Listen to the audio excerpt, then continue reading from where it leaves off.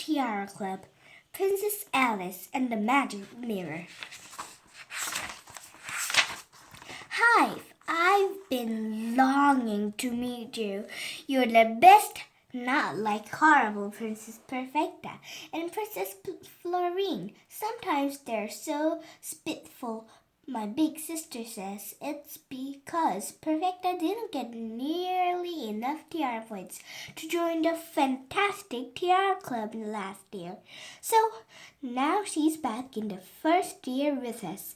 Poor us.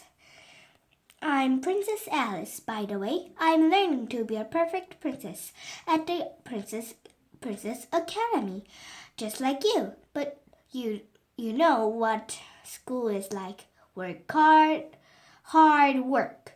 If it wasn't for Charlotte, Katie, Emily, Daisy, and Sophia, I think I'd collapse. And I don't know about you, but I just can't be good all the time. Chapter 1. Have you ever been to a garden party?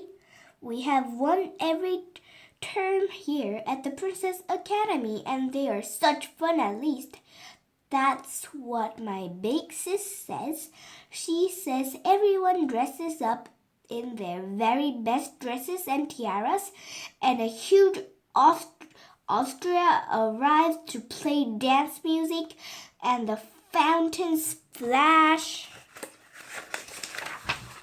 sparkling lemonade. There are flowers just everywhere, and all our reflections are invited to come and see just how perfect we are.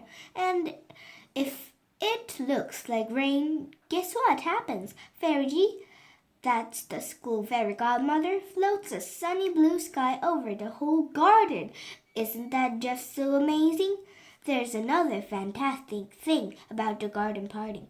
It's the one and only time when Fairy G brings out the Princess Academy magic mirror, and it's really magical. My big sis made me promise I wouldn't tell anyone what happens because it's supposed to be a really huge surprise. But I know it's okay to tell you. This, shh, don't tell anyone, is what happens. On Garden Party Day, every princess in the Princess Academy puts on one of her special dresses, does her hair, and puts on her tiara. Then each princess is invited to Fairy's private study to curtsy to her reflection. And guess what? The magical mirror looks right back and decides how much of a perfect princess you are and gives you tiara points. And it can give you 300, but my big sister says nobody has ever got that many. So you can see why I was counting every single minute until Garden Party Day. But of course, there was a bad side to it as well. Suddenly, we had dozens of extra classes and curtsying to the floor and walking gracefully in long skirts and dancing. Oh, we had to learn hundreds of new dances. It seemed as if we never had even half a second to have any fun. But we did our best, and at least there was only one day to go.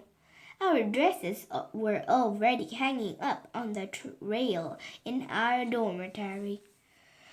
My dresses was so dreamy. It was totally gorgeous, pale pink stain scattered with the sweetest little pink and white daisies. And it had layers and layers of silk petticoats. So it rustled beautifully as I walked. Our tiaras were sparkling on the dark blue velvet cushions on our beside chairs. We were wildly excited until everything went so wrong. On the Thursday morning, we had our final test in this descending the staircase as if floating on air, and all 6 of us failed miserably, especially me.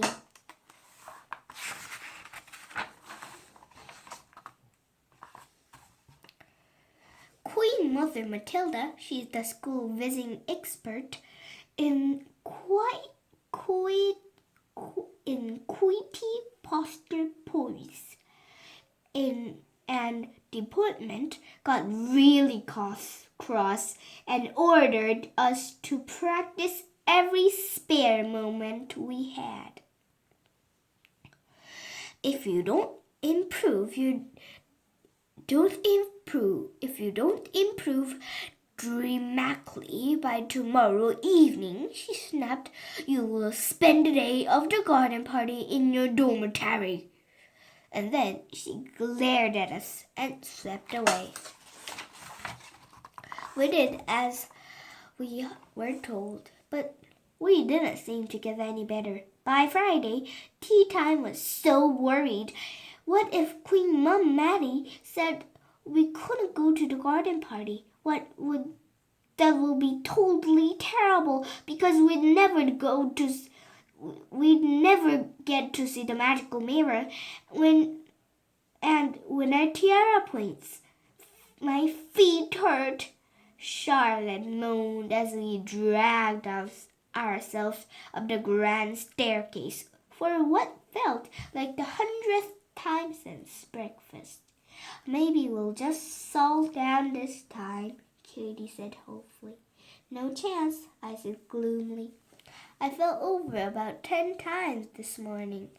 Head up, breathe in, straighten your back, and smile, Emily and Daisy chanted together. And don't forget to curtsy on the second to bottom step, Sophia added as we reached the top landing. We all groaned loudly. Ooh, Florine, do look. Horrid Princess Perfecta suddenly appeared with her nasty friend. It's the dozy rosy posies. Florine gave us a pitying smile. So it is. Isn't it a shame that there are only perfect princesses when it comes to falling downstairs? And she and Perfecta sniggered loudly as they went off along the corridor. I pretend I hadn't heard them and stared out of the window. Outside in the sunny garden, the 3 kitchen maids, Maria, Prue, and Ginny, were running to and full with armfuls of flour. Usually they kept busy inside by the academic cook, but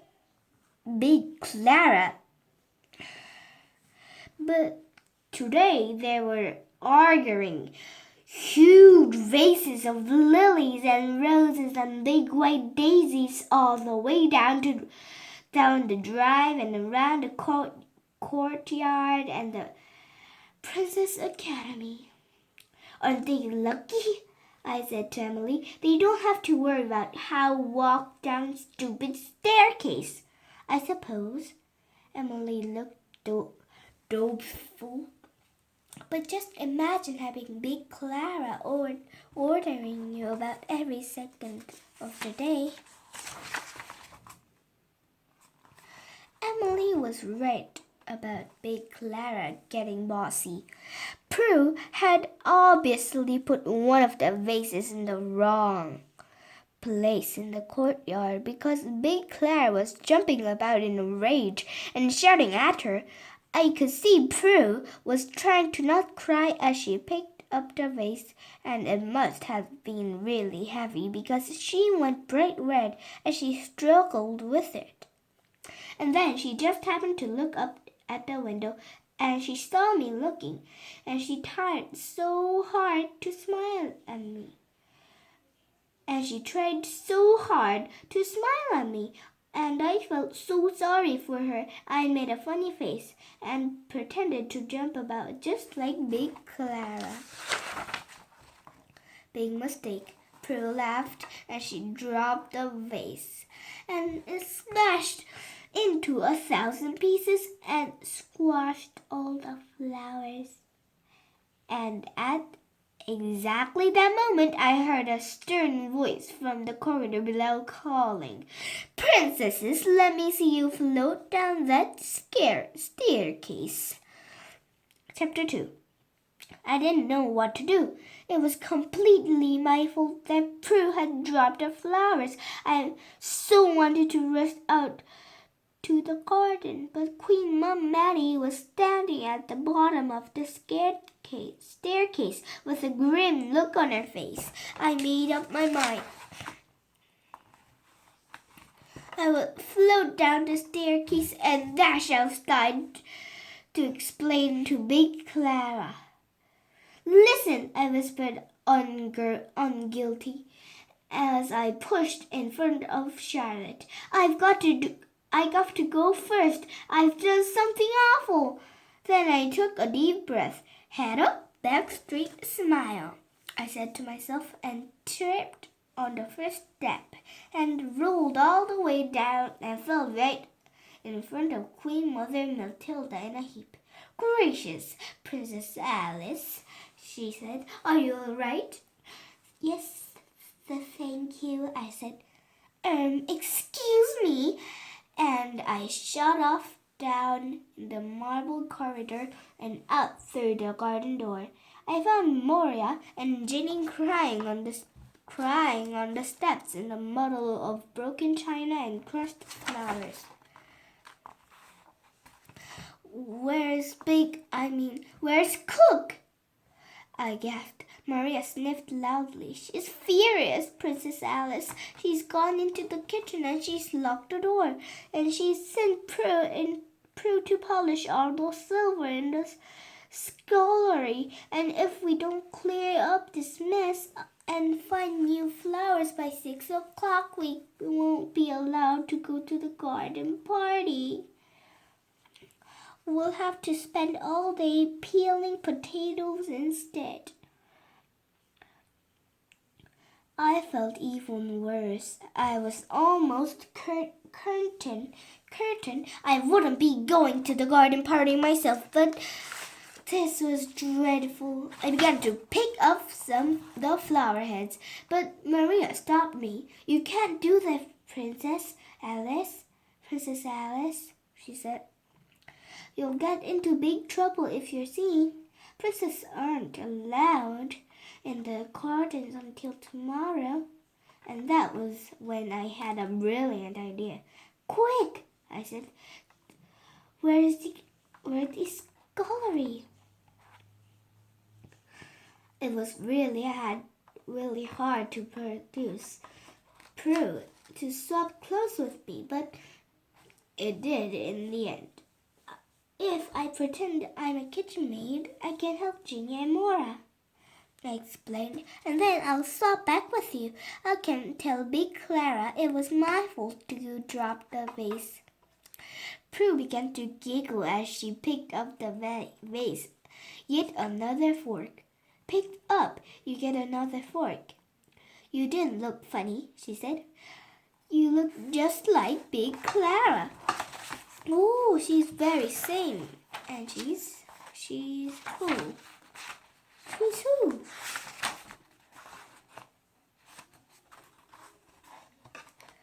"And I'll try not to spoil your dress. Promise." "And I'll try not to spoil yours." And I said, I followed Mora and Ginny into the garden. It took ages to clean up the mess. The bits of china had scattered everywhere, and we had to find every single piece. When we had to find more flowers, and Ginny said we aren't meant to take any without asking the gardeners. Big Clara had a right old row with the head gardener as it was, she said. Moria sighed. I knew it was no good, even with you trying so hard, Princess Alice. And it's 5:30 already. We'll be peeling potatoes tomorrow. No mistake. For a terrible moment, I thought Maria was right, and then I had my second brilliant idea. I know, I said. Why don't we take just one or two flowers from each of the flower vases? I don't think of the other vases. I don't think would ever show, so that's what we did. And it didn't take long at all to fill the vase that Jenny had brought out with her from the scullery, and the flowers looked gorgeous. You'd never have known never have grown there had been an accident at all.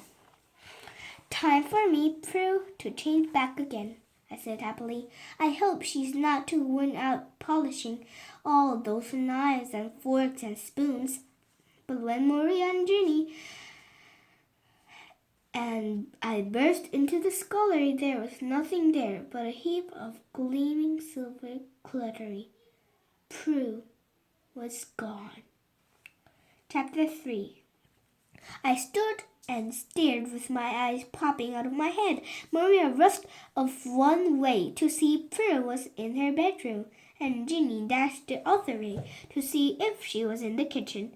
Maria came back almost at once, shaking her head. It's not there, she said. And then there was an enormous roar, and Big Clara was standing in front of us, waving a soup ladle. Ginny was behind her, looking pale. I tried to make myself look as tall and dignified as possible, although my heart was pounding. I'm Princess Alice, I began, and I'm so sorry, but it was my fault that Prue broke the vase. What? What's that?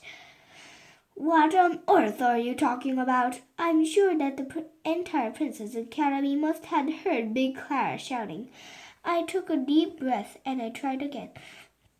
I was looking out of the window and pronounced Jefferson. Pull yourself together. I've had quite enough trouble from you today. Now, what's this nonsense that Jenny's been telling me about the garden? And Big Clara grabbed my arm and marched me away from the scullery. She flung open the garden door and stopped dead as she saw the perfect rows of flowers. Strike me down with a rolling pin, she gasped. I tried to not to look so pleased with myself. Yes, I said. And now, if you please, I should find Prue. And Big Clara turned and stared at me, and a very uncomfortable little feeling crept into my stomach. I don't know what you're playing at, young lady, she said, but I think you'd better stop it right now. I can see the flowers are sorted, and I'm pleased. And you've polished all that silver, and I'm a woman of her word, so you'll all be going to the garden party tomorrow. But we'll have no more nonsense about you looking for yourself. If you please, now all three of you into that kitchen. And she turned and stalked back inside, leaving me staring after her. Maria, I said, I could hear my voice wobbling. Ginny, who do you think I am? You're Princess Alice, Maria said. Isn't she, Ginny? Ginny nodded. Yes, but she does look like Prue, and it's never a good idea to argue with Big Clara. I couldn't believe my ears. I swallowed hard, but then there was a massive roar, and Ginny and Maria sneezed my hands and whizzed me into the hot and steamy kitchen where Big Clara was waiting for us. I never even dreamt of a soup can as big as the one bubbling away in the Princess Academy kitchen. Big Clara was steering with an enormous wooden spoon. Hurry along, girls, she ordered. Everything needs to be out on those trays. We got 50 hungry princesses waiting for their supper. Maria, you fetch the bowls. Ginny fetched the spoons. Prue cut up the bread. And there I was, slicing up a loaf of bread as if my life depended on it. I cut up nearly the whole loaf. When Big Clara came over to see how I was doing. Roll me up in a pancake, she snorted. Whatever's come over you, girl? You'll have to start all over again. Princesses like their bread thin and dainty. No, they don't, I wailed. And I knew it sounded totally pathetic, but I just couldn't help it. My feet hurt, my arms ached, and I cut my finger twice, and I was too tired of any way of escaping apart from just running for it. And then what would happen to real Prue when she came back? Don't you go telling me what princess like, Big Clara bellowed. Now you take this, and you slice it so thinly I can see the daylight shining through. And she slapped another enormous loaf into the board in front of me. Are you afraid of hard work all of a sudden? You never used to be. Did I burst into tears? Oh, so nearly, but I didn't. If Prue wasn't afraid of hard work, then neither was I. I took a deep breath and told myself I was a perfect princess, and I could do it. I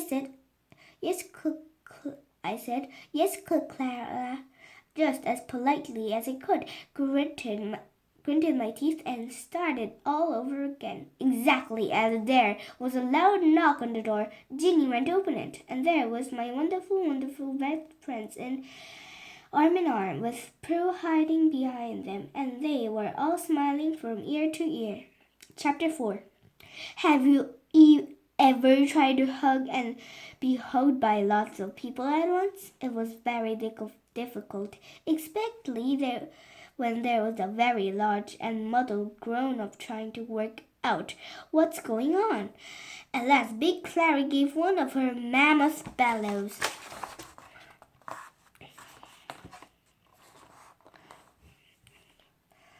Will somebody please tell me why my kitchen is full of princesses? She demanded. Princess Sophia stepped forward. She made one of her deepest curtsies. Please forgive us, dear Cook Clara, she said, and she sounded so cool. We came to thank you for all the truly delicious meals you have given us. We just love your stews and your fish cakes and your pizza. She stopped. She looked blank for a second. Charlotte quickly chipped in.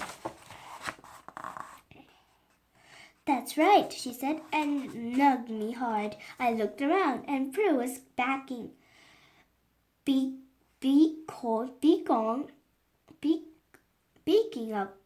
to me, and her finger on her lips. And while Charlotte, Daisy, Katie, and Emily explained to Big Clara how fabulous her cooking was, Prue and I sneaked into the scullery and swapped clothes. Thanks, Prue whispered.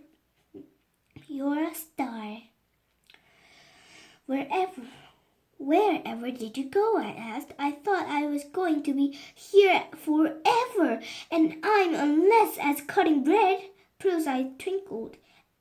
After I polished the silver, I needed out to see what you were doing, she said. But you're still busy, so I went to look at that famous staircase of yours, and Queen Mum Maddie was making a dreadful fuss because you hadn't come back. Oh dear, I said. My heart sank. I'll be in huge trouble now. Queen Mother Matilda saw me and thought it was you, Prue went on. And she said hoped I wouldn't fall down the stairs this time. And Princess Daisy whispered to me that you were the only one left to hadn't passed the stair test. I was beginning to feel positively sick. Oh no, I moaned. I'll be the only person who can't go to the garden party tomorrow. Prue shook her head and twinkled even more. You'll be there, Princess Alice, she said. You were so kind, and you stored out the flower vase for me. So I floated down the staircase for you. And guess what? Queen Mum Maddie gave me 10 Tiara points. That's right. Charlotte was standing in the scullery doorway, grinning at us. Prue was fantastic. Wow, I could hardly believe it. Prue had passed my test for me, and got me 10 Tiara points. But a voice was buzzing in my head. Isn't that cheating? And I suddenly felt really uncomfortable because Prue was looking so pleased because she thought she'd help me. Thank you very much, I said, and I tried to sound as if I mean it. Prue giggled. No worries, I'm just so glad I'm not a princess.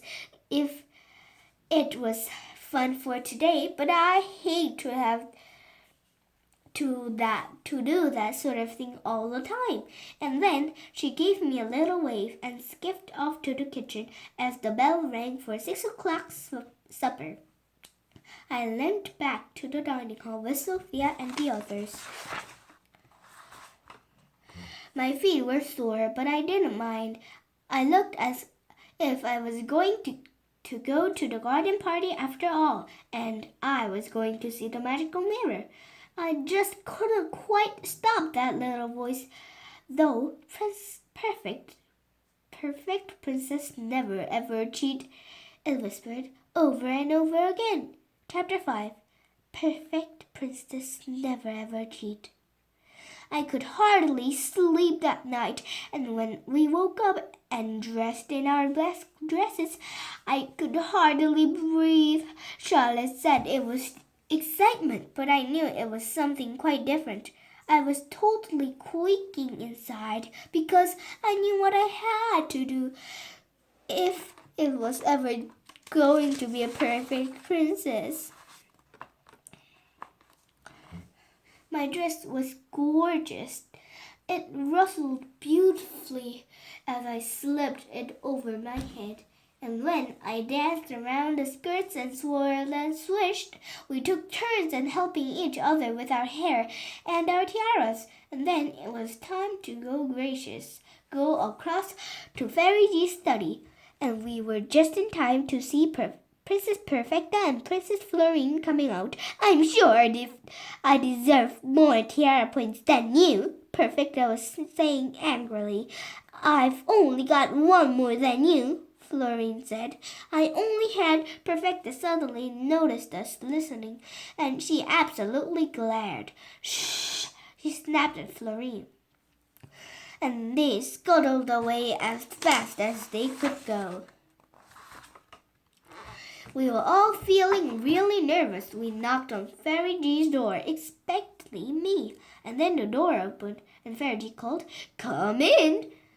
Fairy G looked wonderful. She didn't usually dress up, but she was wearing an amazing flowery dress covered in sparkly gold roses and a long green velvet cloak embroidered with silver butterflies, and their wings were actually fluttering. You could tell at once that she was a really important fairy godmother. We couldn't help curtseying, and she laughed her big booming laugh. Now, Rose-Room, do you want to be presented to the mirror one by one or all together? Of course we wanted to be all together. Fairy G laughed again and waved her wand, and all of a sudden the shelves full spots and herbs, and points vanished. Instead, we could see an enormous mirror with a strange twist dark wood frame, and we could see our reflections standing in a row and holding hands. Are you ready? Fairy asked. I gulped. If you please, Fairy, I said, and my voice sounded very wobbly. I have something important to say. I stepped forward, and I could feel my friends staring at me in surprise. You see, I've got 10 tiaras that aren't really mine, and I felt descending the staircase as if walking on air, so I shouldn't be here at all. And I'm very sorry. I had to stop rub my eyes. That I didn't say anything before, but I did so want to wear my dress, even if it was only the morning for the morning. So now I'll go back to Rose's room and stop! I couldn't believe it. Fairy G was actually smiling at me. I think, Princess Alice, she said, we should let the magical mirror decide, don't you? And she waved her wand, and there was an explosion of a million zillion little sparkles of twinkling light. As we stared in total amazement, a truly beautiful voice spoke to us from the very depth of the mirror. Well done, Princess Alice, it said. You have been honest, and that is excellent, quite the princess. You must remember that no princess is so perfect that she never ever makes a mistake. The voice paused and gave a funny little chuckle. Besides, the rose-ring princesses make me laugh. And for a second, there was a flash of a picture in the mirror, and it was me rolling down the stairs, and my friends staring with big round eyes, and Queen Mom Maddie looking horrified. Fairy G gave a little cough. Sorry, Fairy G, the mirror said. Sorry, Fairy G, the mirror said, but it was funny. Now, where was I? Oh, yes, I have much pleasure in awarding the Princess Alice, Katie, Emily, Charlotte, Daisy, and Sophia 300 tiara points to share between them, and all you may go. Oh, and you may all go to the garden party. Chapter 6. What was the garden party like? Oh, it was fabulous. And would you believe that I actually did float down the grand staircase? I think I must have been, because I was so happy, and the flowers in the gardens were glorious, and we danced and